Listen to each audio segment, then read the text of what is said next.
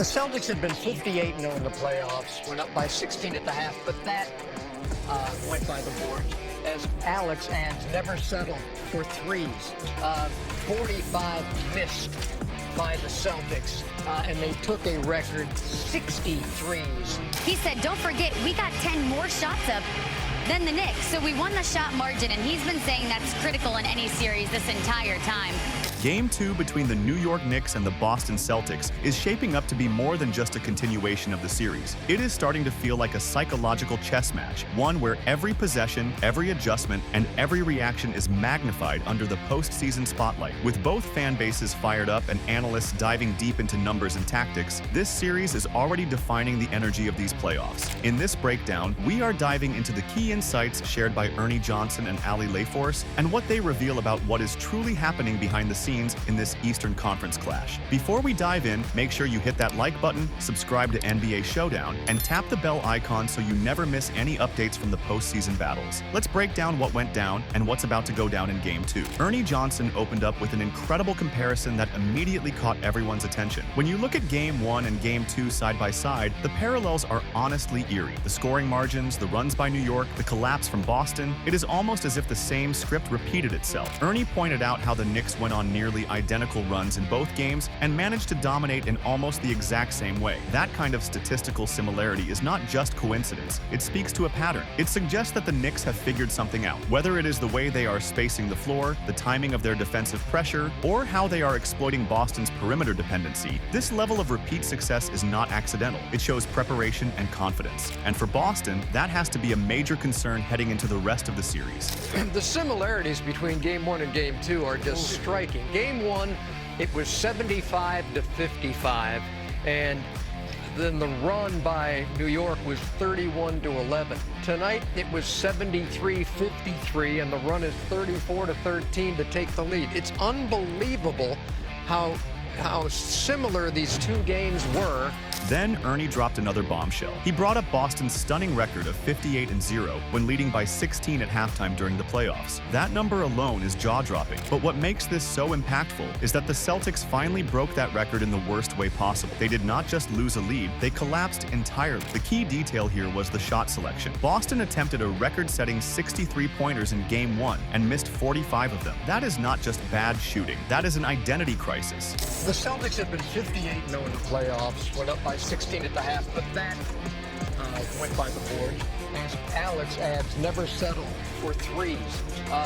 45 missed by the Celtics, and they took a record 60 threes in Game 1. You see a lot of the other facts and figures there. The Cell Ernie went even further by drawing attention to last year's Celtics championship run. During that dominant postseason, Boston never trailed in a single series. They plowed through the Heat, the Cavaliers, the Pacers, and the Mavericks. They were untouchable. Fast forward to this year, and now they find themselves trailing the Knicks after a shocking Game 1 loss, where they blew a 20-point lead and missed more threes than New York even attempted. That contrast is telling. It speaks to how quickly a team's narrative can shift. Last year, they were the unbeatable force. This year, they look vulnerable. Ernie's commentary isn't just statistical, it is emotional. It is a reminder that every season is a new story, and if Boston keeps falling back on old habits, while New York keeps rewriting the script, this could turn into an early and painful exit for the defending champs. The urgency is rising, and Game 2 is now a defining moment. Well, en route to their 18th championship last year, the Celtics knocked out the Heat, the Cavs, the Pacers, and the Mavs, and never trailed in a series, but they do now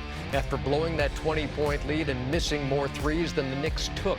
Ali Laforce jumped in to give us insight into how Coach Joe Mazoula is framing the Celtics' performance, and it is a revealing perspective. According to her, Mazoula is emphasizing the fact that Boston got off more shots than the Knicks, winning what he calls the shot margin. That may sound like a coach trying to find positives in a frustrating loss, but it also shows how Boston is attempting to stay composed and analytical under pressure. Mazoula's message is clear. The Celtics are creating opportunities. They are just not capitalizing. And in his mind, the volume of shots reflects effort and strategy. However, the deeper question is about quality, not quantity. If your team is launching 63s and hitting barely a quarter of them, the issue is not effort, it is execution and selection. Mazoula is trying to keep his team mentally engaged by focusing on the controllables, but unless those shots start falling or the playbook shifts, this approach might not be enough to slow the Knicks' momentum. We talked to Coach Mazoula just moments ago. He said, don't forget, we got 10 more shots up than the Knicks. So we won the shot margin, and he's been saying that's critical in any series this entire time. In a surprising and almost humorous twist, Allie LaForce shared a behind-the-scenes anecdote involving Josh Hart that perfectly captures the gritty and motivated mindset of the Knicks. Apparently, during halftime, Hart came across a tweet that doubted New York's chances of winning because they were down by 20 points. Instead of letting that discourage him, Hart used it as fuel. He admitted to playing angry in the second half, and it showed. This moment is important because it gives a glimpse into the Knicks' locker room mentality. These players are not just talented, they are emotionally locked in and motivated by the disrespect they feel from fans and analysts. Hart's decision to turn social media criticism into real-time energy on the court speaks volumes about the fire burning inside this team. It is a reminder that the playoffs are not just about tactics, they are also about heart, and right now, New York is showing more of it. It was funny yesterday, Josh Hart mentioned that he was playing angry in the second half because at halftime, he may have checked Twitter, and he saw a tweet that this game was over because they were down 20.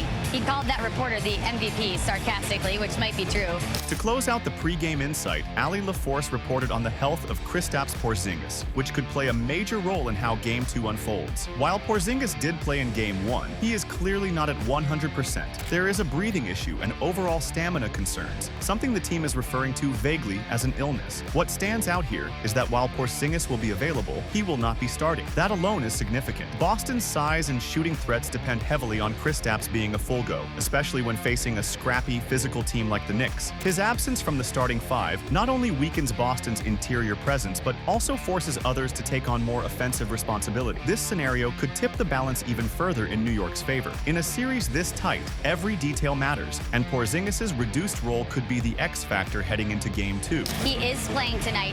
He's dealing with an issue with his breathing and his stamina. The team is calling it an illness, but he missed 8 games last month because of an upper respiratory, and he hasn't been able to fully recover from that. But they don't anticipate any restrictions with him tonight, so he is going to play. He's not going to start. He's going to come off of the bench.